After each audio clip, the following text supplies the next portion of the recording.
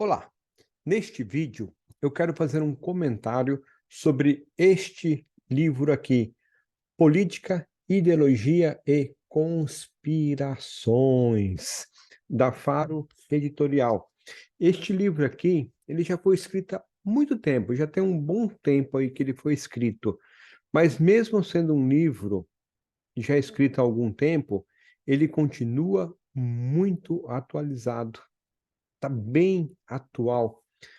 E eu recomendo esse livro aqui. Se você quer entender sobre política mundial, sobre capitalismo, comunismo, de como nós estamos perdendo a nossa liberdade, sobre nova ordem mundial, este livro aqui é importantíssimo, é fundamental. É um dos vários livros que eu tenho, esse aqui está entre os melhores, bem assim explicado. Adquira. Eu vou fazer um comentário mais superficial, mas tem muitos detalhes aqui que eu não vou comentar, só tendo o livro para saber. E aqui, bom, deixa eu compartilhar a tela. Aqui, política, ideologia e conspirações. No primeiro capítulo, o autor lembra, os autores lembram aquela imagem oculta nos livros de jogos. Tinha um desenho e se pedia para encontrar um outro desenho que estava oculto, e quem olhava a imagem principal, ninguém conseguia ver de imediato o desenho. E o que tinha um desenho escondido. O que o autor, aí depois vendo o desenho, você percebe lá três imagens ali no desenho. O que o autor quis mostrar com essa introdução? Que dessa maneira é o panorâmica político do mundo. Nós enxergamos aquilo que parece óbvio. Direita versus esquerda, alguns de centro. Quem são aqueles que são de centro? São aqueles que não se preocupam com a política, mas que pendem para onde está o dinheiro. Político de centro é aquele prostituto da política. Ele está lá para se vender. Pagou, ele volta. Ele não está nem aí para os valores morais, para o povo que o elegeu, para a nação, tudo que ele quer é engordar a conta bancária dele. Este é a definição de um político de centro, uma definição simples, mas a maioria da população não consegue ver o desenho oculto por trás das políticas do comunismo, do socialismo, das guerras, das epidemias, dos atentados terroristas. A maioria das pessoas acreditam em fatos isolados, catástrofes naturais, epidemias, como se isso fosse apenas um fato isolado. Mas quando se vai mais além, percebe-se que há um planejamento muito estratégico, um planejamento muito bem elaborado nos principais acontecimentos. A industrialização da China, por exemplo, as epidemias que vêm da China, como a Covid. A Covid foi uma delas, mas tivemos várias outras epidemias que vieram da China. A Covid, por exemplo, muitos autores acreditam que ela foi, sim, planejada, assim como os atentados de 11 de setembro, faz muito tempo já, mas acredita-se que, que foi um planejamento com a ajuda de pessoas do governo americano. Hoje, tivemos atualmente o passaporte sanitário passando por cima da soberania dos países, a guerra da Rússia contra a Ucrânia.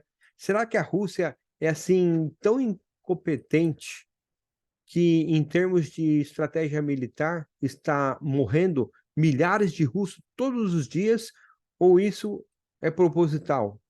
Alguém acima dos globalistas querem sacrifícios humanos. Essa pessoa, esse ser, quer sacrifícios humanos. Centenas de soldados morrem lá na Rússia, todos os dias praticamente. Porque, e do jeito que está rindo, a Rússia, no final da guerra, vai chegar aí a pelo menos uns 200 mil soldados mortos. Tudo planejado. Na página 10 do livro, o autor cita uma frase do ex-presidente americano, Franklin Delano Roosevelt, Vou aqui compartilhar a tela novamente.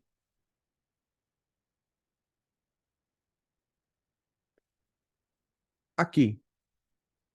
Em política, nada acontece por acidente. Se acontece, pode apostar que foi planejado para acontecer. A maioria das pessoas eh, estão desapercebidas do que está ocorrendo no cenário político mundial. E quando aparecem pessoas sérias mostrando que há uma grande conspiração mundial com o objetivo de controlar os governos e consequente perda da liberdade das populações, aparecem outros, muitos outros, com teorias assim de conspiração tão bizarras que levam as pessoas a não acreditarem em nenhuma e nem outra, nem nas sérias, nem nessas bizarras. E aqueles que são sérios não são levados a sérios por causa das teorias mirabolantes que muitos criam. E a imprensa, é claro, ela sempre vai debochar de todas elas, qualquer teoria de conspiração, enfatizando as teorias como esdrúxulas, e o povo sempre fica naquela, isso é teoria vazia, cada um inventa uma coisa. Há três canais muito bons no Brasil que eu super indico. O primeiro, vou compartilhar do pastor Michelson Borges, tem do Alexandre Costa, eu acho que o Alexandre Costa é um dos principais comentadores aqui sobre nova ordem mundial, e tem do Leandro Quadros. Eu gosto desses três canais, mas assim, a nova ordem mundial é um grande quebra-cabeça. O Alexandre Costa tem muitas peças, mas não tem todas. Tem algumas coisas que ele não fala, não comenta, ele não sabe, né? Aí você pega o pastor Michelson Borges, já tem peças do quebra-cabeça, que são poucas, mas que completam as peças que o Alexandre Costa tem. Assim como o Leandro Quadros também tem outras peças que nenhum dos dois outros tem. Então é legal, assim, quem quer entender, não ficar com um único autor, mas pega vários autores, vários autores. Aquele livro, O Grande Conflito, tem várias peças importantes lá, que quem não lê aquele livro não consegue entender bem, porque lá tem peças fundamentais no livro O Grande Conflito. Bom, esses três canais aí, e o Orlando Quadros é jornalista, tá? Então nós tivemos um renomado professor universitário também, Carol, que após um detalhado estudo escreveu o livro Tragedy e Annie Hope, tá aqui. É Tragédia e Esperança, que mostra a realidade da conspiração, onde homens grandiosos em poder e riqueza estão trabalhando para a tomada do poder. E este professor, ele faz um apelo em seu livro. Existe um número suficiente de vocês que não foi hipnotizado pela televisão, que põe Deus, pátria e família acima do status social, tá lá na página 19. Deus, pátria e família, isso nos lembra alguma coisa? Lembrando que esse livro aqui foi escrito já há bastante tempo, bem antes, né? Mas Deus, pátria e família nos lembra algo bem especial. Capítulo 2 aqui do livro, os autores vão lembrar sobre de Hitler, de Lenin, que eles planejaram a tomada do poder e que receberam muitos financiamentos para isso e causaram morte e miséria em milhares de pessoas. Vamos raciocinar um pouquinho aqui, de uma maneira bem lógica. Tanto Hitler como Lenin, eles vieram de famílias pobres e almejavam o poder.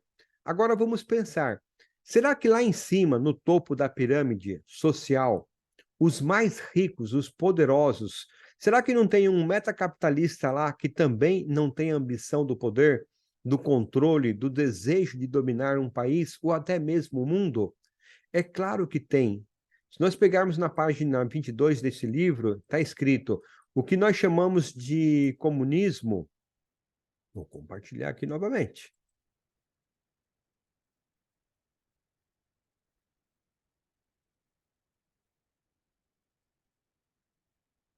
O que nós chamamos de comunismo não é controlado nem a partir de Moscou, nem a partir de Pequim, mas é o braço de uma conspiração maior, controlada a partir de Nova York, Londres e Paris.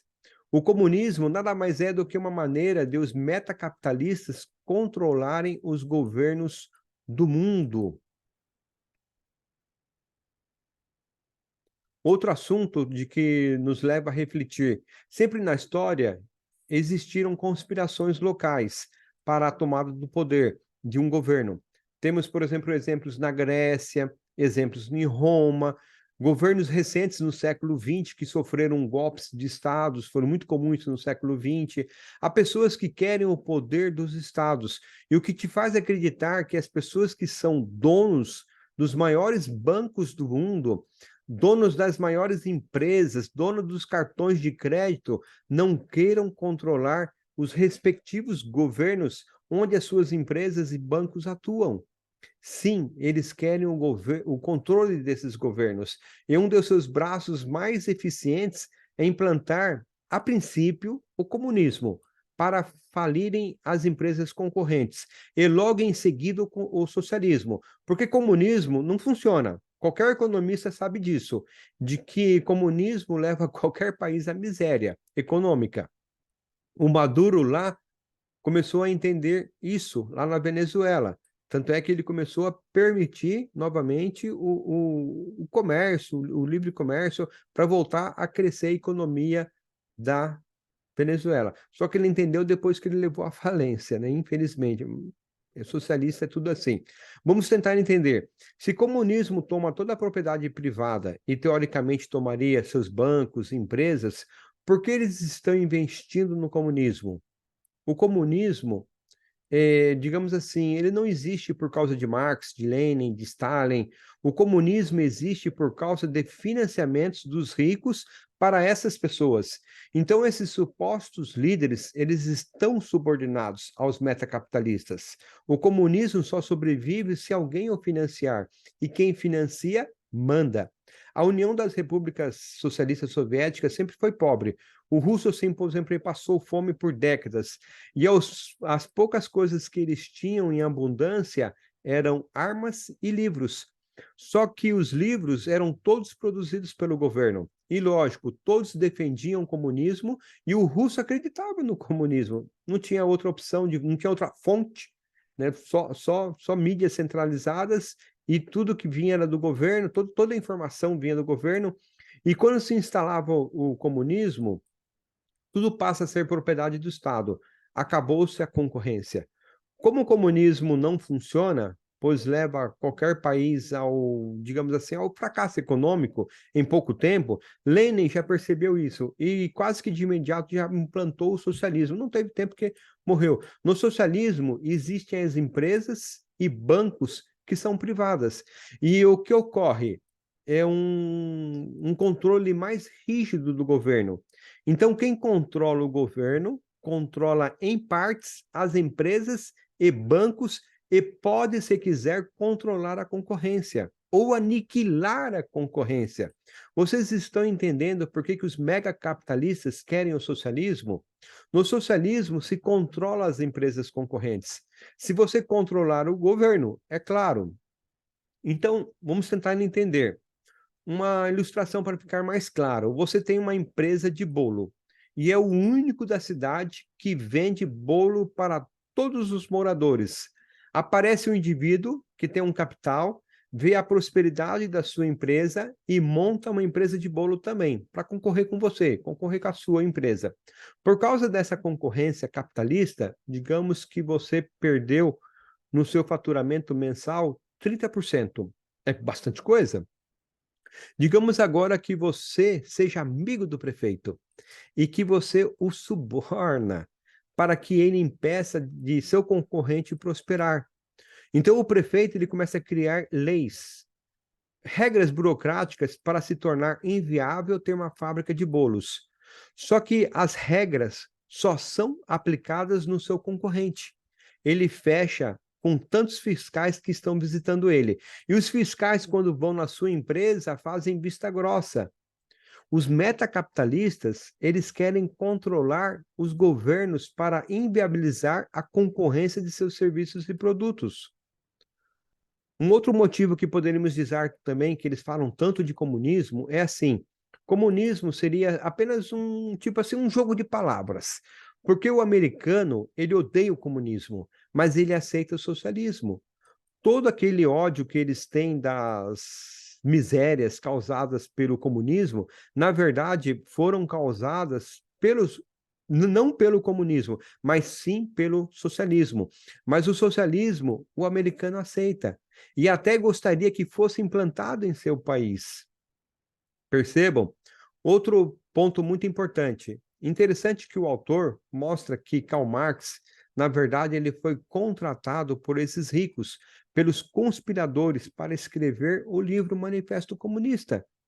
Marx nada mais fez do que atualizar os mesmos planos escritos 70 anos antes por Adão Weishaupt, o que foi o fundador da Ordem dos Illuminatis lá na Bavária. Em outras palavras, o que Marx escreveu não foi para o proletariado tomar o poder. O proletariado, ele nunca teve o poder nos países socialistas. Marx escreveu meios de como esses metacapitalistas conseguiriam a tomada do poder. Marx e outros autores aí. Quem financiou Lenin para que tivesse dinheiro suficiente para comprar armas e mais armas? Lenin era pobre. Famílias inglesas financiaram a Revolução Russa. Karl Marx escreveu, depois da tomada do poder por um líder do proletariado, o Estado deixaria de existir. Não foi isso que ele escreveu? Né? Que o Estado seria entregue para o proletariado e que seria do povo. Será que realmente Marx acreditava que após a tomada do poder, esse líder abdicaria de seu poder e entregaria ao povo? É claro que Marx sabia que isso nunca iria acontecer. Tanto é que nunca aconteceu.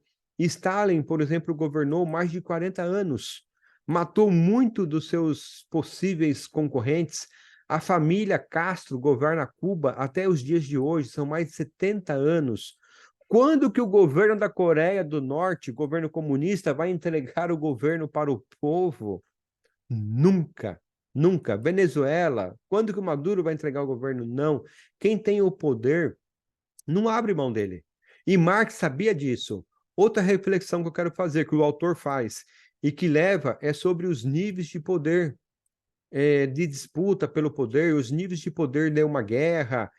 A maioria das pessoas não consegue enxergar que existe uma conspiração mundial que está acima dessas disputas e de conceitos acima das ideologias. Mais detalhe está aqui no livro. A maioria das pessoas estão num nível de disputa de políticos de direita, de esquerda, de socialismo versus capitalismo, das disputas de reengenharia social versus o conservadorismo. Os que conduzem o mundo, eles não estão preocupados com socialismo versus capitalismo, esquerda, direita, pois eles controlam a esquerda, controlam partes da direita, financiam o socialismo, mas usam o dinheiro do capitalismo para isso. Eles financiaram a industrialização da China e nós achamos por exemplo, a China ela concorre com o Ocidente. Não, ela não concorre com o Ocidente. Eles controlam os dois lados. Tanto o Partido Comunista Chinês como o Ocidente estão na mão deles. Assim como a Rússia, durante toda a Guerra Fria, foi controlada. Como eles controlaram a guerra, como eles estão controlando a guerra da Rússia com a Ucrânia, eles controlam a Rússia, controlam o Ocidente, que fornece armas para a Ucrânia. Então, eles estão lá soberanos, e nós aqui no Brasil, por exemplo, estamos brigando direita versus esquerda. Os que são de direita culpam os governadores pelas mortes do Covid, culpam a China. Quem é de esquerda vem o ex-presidente como o único responsável pelas mortes. A China não tem culpa nenhuma, mas são poucos aqueles que têm uma percepção assim de que o vírus começou a ser estudado num laboratório americano, sabiam? Na América. Depois eles passaram para a China, lá na cidade de Wuhan, e os primeiros infectados foram os funcionários do laboratório e não frequentadores do mercado municipal, do que como a mídia queria passar para nós. Eles criaram o vírus, espalharam esse vírus para o mundo para criarem uma crise mundial, tudo planejado, né? Eles venderam as vacinas, nos obrigaram a tomar a vacina sem estudo nenhum científico, e as pessoas estão aí dizendo que a culpa da inflação é dos presidentes dos países. Cada país é culpado pela inflação, mas pouquíssimos entendem que o que realmente está acontecendo. Eles criam epidemias, criam atentados, criam guerras, e através desse caos, eles vão aos poucos tirando a nossa liberdade, e assim implantam um governo mundial. Putin levou a Rússia à guerra para passar a maior vergonha. Né? Hoje ninguém mais respeita o poderoso exército russo. Milhares de jovens russos estão sendo jogados na guerra para morrerem.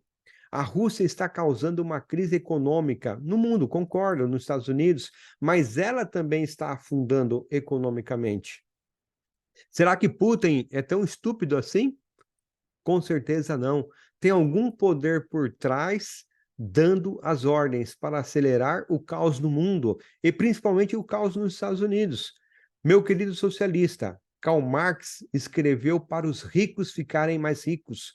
Os ricos financiaram a Revolução Russa, eles financiaram as universidades públicas, financiam as universidades públicas, como a USP, por exemplo, aqui no Brasil, as federais aqui no Brasil, para que criem uma mentalidade a favor do socialismo. Os jovens, eles crescem ouvindo sabe aqueles jargões aqui? Ah, direitos iguais, justiça social, de que o patrão explora, e ele sai da escola dizendo que é socialista, nem sabe o que é de fato o socialismo, abobina o capitalismo, fala mal dos americanos, mas quer ir para Orlando. É o sonho de férias dele, do socialista. Todo socialista quer igualdade social, liberdade, mas não existe liberdade na Coreia do Norte. Na China, o trabalhador é escravo. Em Cuba, eles são escravos. O cubano não pode sair do país dele. O cubano não pode visitar um outro país, não pode pegar um avião e visitar. Ele é preso. Só quem trabalha para o governo que pode sair de lá e com muita restrição. Na Rússia, na Venezuela, se você quer liberdade, fuja do socialismo, fuja do coletivismo. Quando alguém apoia o socialismo, está, na verdade, apoiando a minha e a sua perda da liberdade, apoiando para que os metacapitalistas fiquem mais ricos. Se o socialismo prevalecer, nós seremos escravos dos ricos, assim como o povo chinês já é. No socialismo, um pequeno grupo de pessoas no governo decidem o que é melhor para toda a sociedade, e todos são obrigados a seguirem as decisões desse pequeno grupo. Os intelectuais, que eles chamam de intelectuais, eles decidem o que é melhor para as pessoas, para mim e para você. Eles moldam a sociedade como eles acham mais conveniente, e todos obedecem sem o direito de questionar. Sabe o que acontece? Se um chinês questionar as decisões do governo, ele desaparece, ele é preso, ele é torturado. O socialismo já foi implantado em mais de 120 países. Nunca foi e nunca será para benefício do proletariado. Pelo contrário, socialismo é para escravizar o proletariado. Os países fundadores dos Estados Unidos, os pais, né, que fundaram os Estados Unidos, eles vieram de uma Europa que tinha governos totalitários. E ao criarem as leis americanas, eles sabiam que governo demais escraviza. E sem governo vira uma anarquia. Então eles criaram uma constituição onde os poderes dos estados eram limitados e respeitavam os direitos individualistas e não coletivistas. Thomas Jefferson dizia que governa melhor quem governa menos. Vou até compartilhar a tela aqui quando andei pulando uns slides aqui da fábrica do Karl Marx com seu amigo Engels.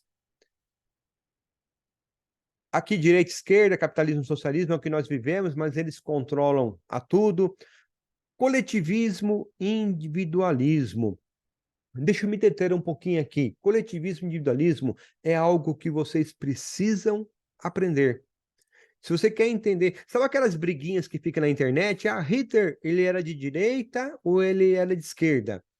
Ah, o nazismo é de esquerda, era de direita, o fascismo é de esquerda.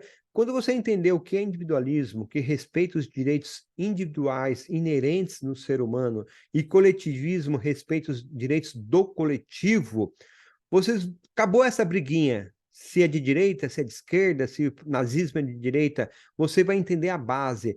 Coletivismo e individualismo é a base de todos os governos. Ou o governo vai ser individualista ou ele vai ser coletivista. Se você entender isso, assim, você vai entender assim, muita coisa importante e muita briguinha boba de internet vai perder o sentido quando você entender o que é. Eu vou fazer um vídeo sobre isso para explicar melhor. Tem um livro que fala muito sobre isso. Eu vou fazer um comentário sobre esse livro aí. Então, um dia que eu colocar lá individualismo, coletivismo no meu canal, assista que vale a pena. Aproveita, deixa seu like aí, você me ajuda bastante quando dá seu like. O YouTube entende como que é um vídeo bom e ele ajuda a prospectar. Deixa seu like, perde um segundinho aí, só apertar no joinha que aparece aí. Bom, vamos aqui seguindo, que eu falei, governa melhor quem governa menos. Está na página 34 aqui do livro. Ele sabia que o governo, se não fosse subjugado, o povo é quem seria. Tá? Socialismo, ele é coletivista. Todo governo coletivista precisa de poderes plenos, amplos, para que ele possa impor a força com os cidadãos devam se comportar. Não tem como o socialismo respeitar os direitos individuais inerentes do ser humano. No socialismo, não existe o indivíduo, existe apenas o coletivo. Se o governo diz que todos devem seguir a religião oficial do Estado, todos têm que seguir. Não existe um indivíduo que diga, ah, mas eu quero seguir outra igreja. Entendam, não existe direito individual no coletivismo, e sim os direitos do coletivo. E quem estabelece esses direitos é o Estado, são aqueles intelectuais. Quando os socialistas pensam que estão construindo o paraíso na Terra, eles estão, na verdade, construindo uma jaula para cada um de nós. O socialismo não é um programa de distribuição de riqueza, mas antes, na realidade, um método de consolidação e controle da riqueza. Está aqui na página 37. Também quero compartilhar que tem uma figura bem interessante explicando isso. Quando os socialistas pensam que estão construindo o paraíso na Terra, estão, na verdade, construindo uma jaula. Todos nós seremos escravos desses metacapitalistas que investem no socialismo. O socialismo não é um movimento para ajudar as massas oprimidas, mas um modelo para consolidar a elite econômica. Os ricos querem o monopólio para suas empresas. Eles não querem dividir a fatia do bolo com outros concorrentes e ainda querem controlar a concorrência. Jamais conseguirão isso no livre mercado, no capitalismo, no laissez-faire. E como os governos, os poderes, os governos com poderes bem reduzidos, para eles é melhor. E eles controlarem esses governos. E assim, então, eles estão de país em país, implantando governos com amplos poderes, governos coletivistas, que são controlados por eles até conseguirem implantar a nova ordem mundial. Um governo único, um governo acima das soberanias dos países. Cada país abre mão da sua soberania, como ocorre, por exemplo, lá na Europa, onde os países que fazem parte do bloco comum europeu perderam a sua soberania para o bloco comum lá da Europa. E há um detalhe assim há um grande empecilho que eu quero comentar dos Estados Unidos, que lá o povo ele está armado. tem muitos americanos com armas pesadas. Povo que está armado não é escravizado. Por isso que esses políticos que trabalham para a nova ordem mundial, nos países como aqui no Brasil, como o Lula, eles falam tanto em desarmamento. Como o povo americano está armado, eles terão que escravizá-los de outra maneira. E através, tem um outro livro aqui que comenta, neste livro aqui, Terceira Guerra Mundial. Fala sobre a Terceira Guerra Mundial, que vai ser necessário para poder tirar a arma do americano, para poder escravizar. Esse livro aqui é um outro livro que fala sobre a Terceira Guerra Mundial. Bom, vamos voltar aqui no nosso livro aqui do comentário de hoje. Resumindo, o socialismo é um movimento para os metacapitalistas controlarem os países, para depois eles se consolidarem por meio de uma grande fusão, criando um supra-estado mundial. É o que eles querem. Capítulo 4 aqui do livro, traz uma das provas do envolvimento de Marx como os donos do dinheiro, é que seguindo uma das diretrizes do Manifesto Comunista, eles criaram um imposto progressivo nos Estados Unidos. E Fernando Henrique Cardoso, aqui no Brasil, criou também um imposto progressivo. Mas assim, alguém pode pensar, mas como assim? Se eles são ricos, se eles são empresários, por que então eles vão criar imposto, sendo que eles teriam que pagar imposto ao Estado? A economia no início do século, vamos voltar um pouquinho para entender essa questão. A economia no início do século XX era muito competitiva, e quanto mais empresas surgiam, mais os preços caíam dos produtos, e menor era a venda de produtos de uma mesma empresa, porque tinha muito concorrente, cada empresa vendia um tanto. Com o imposto progressivo, eles começaram a frear um pouco a concorrência. Digamos assim, um capitalista criava uma empresa concorrente e tinha dificuldades de criar um capital muito grande para se tornar um gigante no ramo ou se diversificar, pois o imposto progressivo levava boa parte do seu capital acumulado. O imposto era para todos, só que não era. Quem estava controlando o governo, ele tinha vantagem. Ao mesmo tempo que criavam os impostos, eles também criaram as fundações. Olha a jogada de mestre. Criaram as ONGs. E através dessas fundações, eles canalizavam o dinheiro, pois as fundações não pagavam impostos. E isso só era possível se eles controlassem o governo.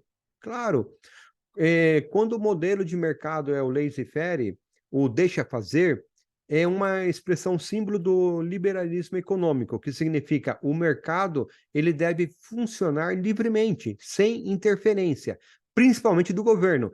Mas para eles a liberdade econômica não interessa mais. O caminho é através do socialismo. Claramente, ao contrário do que ensina nas escolas e universidades, socialismo não é um programa de redistribuição de renda, mas a consolidação da riqueza na mão de poucas famílias. Isso é socialismo. As fundações, elas foram criadas por eles e todas elas investem pesado na criação de uma mente socialista na população. Aqui o livro comenta um pouquinho também da Revolução de 1917, a Revolução Russa, em plena Primeira Guerra Mundial, por questões de pressão devido às forças aliadas, a Rússia fazia parte dos aliados, o czar Nicolau II renunciou ao governo em março de 1917. Um governo provisório foi estabelecido pelo príncipe Lenove. E este príncipe gostava do modelo americano de governo e ele queria implantá-lo na Rússia. Vocês sabiam disso? Que ele queria implantar o governo na Rússia, o mercado livre? Já imaginou se isso ocorresse na Rússia? Teria se tornado uma superpotência. Uma potência econômica, uma potência tecnológica, e com certeza seria um dos países mais ricos e influentes do mundo. Infelizmente, isso não ocorreu, porque isso não estava nos planos da nova ordem mundial. Eles queriam uma potência militar financiada por eles. Eles colocaram Kerense no governo provisório, no lugar de Lenovo, que saiu, e Kerense, ele, como um bom socialista, ele criou uma lei de anistia para todos os comunistas que foram exilados naquele fracassado golpe comunista de 1905, conhecido como a Revolução Vermelha de 1905. Com esta anistia, todos aqueles revolucionários, em torno de 250 mil voltaram para a mãe Rússia. Lenin, nessa época, ele estava exilado na Suíça, pois ele foi um dos líderes da Revolução Russa, e Trotsky também, como repórter, estava lá num jornal comunista, lá em Nova York, estava lá. E ambos voltaram para a Rússia. Lenin foi enviado à Rússia com cerca de 5 a 6 milhões de dólares. E Trotsky deixa Nova York em direção à Rússia com 275 revolucionários e muitos dólares. Lenin e Trotsky se encontram lá na Rússia, e eles já sabiam dos planos. Eles recrutaram um monte de bandidos, pessoas marginalizadas, pessoas revolucionários que estavam no exílio, que haviam voltado, armaram essas pessoas e tomaram algumas poucas cidades, sendo a principal Petrogrado. E a partir dessa cidade, eles disseram que era o novo governo da Rússia. A Revolução Russa não veio do povo, não foi uma revolução das massas oprimidas, mas uma revolução idealizada pelos globalistas que queriam implantar o comunismo na Rússia. Nem Lenin, nem Trotsky tinham dinheiro. Onde eles conseguiram milhões para financiar a revolução, comprar armas, pagar os mercenários? Lógico que todo esse financiamento veio das famílias ricas europeias. A Rússia hoje poderia assim, digamos, ter se tornado uma das nações mais prósperas do mundo, ter contribuído muito mais pela ciência, muito mais pela comida. Vocês sabiam que no final do século XX, que a Rússia, somente no final do século XX, que saiu da pobreza, ela passou o século todo na pobreza, na fome. Eles tinham armas, mas não tinham o que comer. Sabia que na época dos czares, a Rússia era o maior produtor de grãos do mundo? Isso mesmo, a Rússia era o maior produtor de grãos do mundo na época dos czares. Por pior que eles não eram muito bons, lá concordo, mas iam melhorar. Só que o russo não passava fome, eles tinham comida em abundância e vendiam comida para o mundo todo. Depois da Revolução, o russo passava fome, e foi assim por décadas e mais décadas seguintes depois da Revolução. Bom, vamos seguir aqui. Depois o autor ele vai comentar sobre House. O coronel House, conselheiro do presidente americano Woodrow Wilson, na verdade, ele era o conselheiro, mas era ele que recebia as ordens das famílias ricas e passava para o presidente. Em 1919, House se encontrou em Paris com membros da sociedade secreta, conhecida como Mesa Redonda. Essa era uma sociedade britânica. Vou passar aqui a tela. As fundações que eles criaram, né? Aqui é a família do Nicolau. Toda a família do Nicolau foi todinha morta. Eles mataram todas as famílias, filhos, todos eles foram mortos. Aqui Lenin, Trotsky, na Revolução lá, que eles contrataram, e aqui do que nós estamos falando. Então, o Mesa Redonda, essa sociedade britânica, ela tinha o objetivo de traçar planos para a doutrinação, tanto do povo americano como do europeu, para a aceitação de que uma nova ordem mundial traria paz ao mundo. Lembrando que foi em 1919, um ano depois da Primeira Guerra Mundial, o Mesa Redonda surgiu dos sonhos de Cecil Rhodes, que foi aquele magnata do ouro, do diamante. Ele queria o domínio do mundo, ele já pensava no domínio do mundo. E dizem que essa sociedade da Mesa Redonda foi fundada em março de 1891, usando o dinheiro de Rhodes. O Mesa Redonda estava nos bastidores do governo britânico e americano e ajudou na criação da conhecida organização chamada Instituto Real de Assuntos Internacionais. E lá nos Estados Unidos, junto com esse coronel Rose aqui, eles criaram o Conselho das Relações Exteriores, em Nova York. Depois, para não perceberem a ligação entre esses dois institutos, eles a separaram para o público, não perceberem que as mesmas famílias controlavam a ambos as instituições. O Conselho das Relações Exteriores, ele depois se tornou um verdadeiro establishment. Ou como alguns autores colocam aí, alguns livros que eu leio, é o governo invisível. Eles chamam de governo invisível, pois eles controlavam as decisões do governo americano. Eles que ditavam as regras de como deveriam ser as políticas internacionais. Interessante que o autor mostra como eles planejavam como eles planejaram a Segunda Guerra Mundial e como deram apoio a Hitler à tomada do poder na Alemanha. Só uma curiosidade, aqui nesse livro, aqui vai contar como estão planejando, aqui do lado ao contrário, a Terceira Guerra Mundial. Uma das metas bom, voltando aqui para esse livro aqui agora, esse livro aqui ele vai falar sobre a Segunda Guerra Mundial, como eles planejaram. E esse daqui fala do planejamento da Terceira Guerra Mundial, quando ela vai ocorrer, como ela será, os países envolvidos, bem interessante. Eu vou comentar um dia sobre esse livro aqui também. Voltando aqui para esse livro, uma das metas do Conselho das Relações Exteriores sempre foi mudar a Constituição americana nas pautas referentes à liberdade.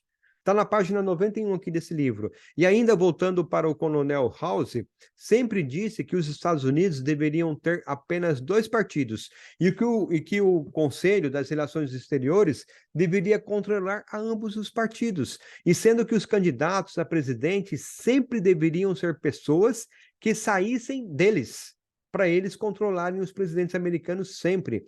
O autor comenta dos 2 partidos americanos, tanto o Partido Republicano como o Partido Democrata, eles se diferenciam lá nos pontos da base, tem suas diferenças, mas conforme o nível vai subindo no topo, está o Conselho das Relações Exteriores, como aquelas escadas, vou compartilhar a tela novamente, aquelas escadas de degraus, né, que tem aqui, né, dos 2 lados, que se abre no pé da escada. E estão bem distantes, lá na base, bem distantes um do outro. Os pensamentos são bem diferentes.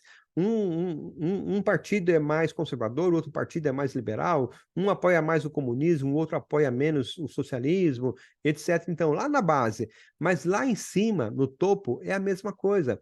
Os dois degraus se convergem para o que eles querem. Depois é comentado sobre também o Clube de Bilderberg e seus objetivos. Tem um capítulo que vai falar sobre o Clube de Bilderberg. No capítulo também fala da relação das famílias do Rockefeller e sobre os escândalos quando os americanos forneceram as armas lá que chegaram nas mãos dos vietnamitas do norte para matarem 50 mil soldados americanos. No capítulo 7, os autores comentam sobre o presidente americano Nixon, que, como ele sendo do Partido Republicano, que é o partido mais conservador e menos comunista, menos socialista, fez políticas totalmente a favor do comunismo e seguiu algumas das diretrizes do livro do Manifesto Comunista. Entendam que o Manifesto Comunista foi escrito para os ricos tomarem o poder e não para os pobres. E no último capítulo aqui, o autor vai comentar sobre esses 14 passos, indicadores de escravidão que um país ou povo pode entrar. E ele diz lá que se já passamos por 5 ou 6 indicadores, significa que nós estamos à beira da escravidão. Esses indicadores são bem legais, porque nós olhamos como os ricos estão no passo a passo de retirar a liberdade do povo. Depois você dá uma cópia dessa página, você vai ver, ó, cada item que eles escrevem sobre como tirar a liberdade de um povo. E se passou de 5, é porque nós já estamos caminhando. E pasmem, aqui no Brasil nós já passamos. Como que esse desgoverno que nós temos, está querendo acabar com a democracia, com a liberdade de expressão, né? Então, leia este livro aqui, vale a pena. É um livro assim muito, muito, muito bom, que vale a pena você adquirir esse livro. O que eu peguei mais importante aqui é de como que os jovens que estão sendo socialistas, eles não percebem, mas o jovem socialismo, o socialista, ele está trabalhando para a escravidão, para ser escravo. Só que não é só a escravidão dele, a minha escravidão também. O jovem, o socialista, ele trabalha para os metacapitalistas, ele faz os planos dos ricos. Os ricos querem tomar o poder, e a maneira de tomar o poder é através do socialismo. Então, quando você apoia o socialismo, você está apoiando o plano dos ricos, dos metacapitalistas, que não querem mais concorrentes para as empresas deles. Eles controlam os governos nos controlam, nos escravizam, e eles ficam com as empresas deles, com os grandes bancos, os cartões de créditos, as grandes empresas farmacêuticas que eles controlam, as empresas de petróleo, as empresas de alimento, que eles controlam tudo. E não vai ter mais concorrente, porque eles vão impedir a concorrência. Então, quando nós apoiamos o socialismo, nós estamos apoiando a escravidão, o fim da concorrência e fazendo com que esses ricos consolidem a riqueza deles e não nossa. Nós vamos ficar pobres e eles cada vez mais poderosos e mais ricos. Isso é socialismo. Quando você entender isso, você vai fugir do socialismo, você vai perceber que nós estamos caminhando para a escravidão.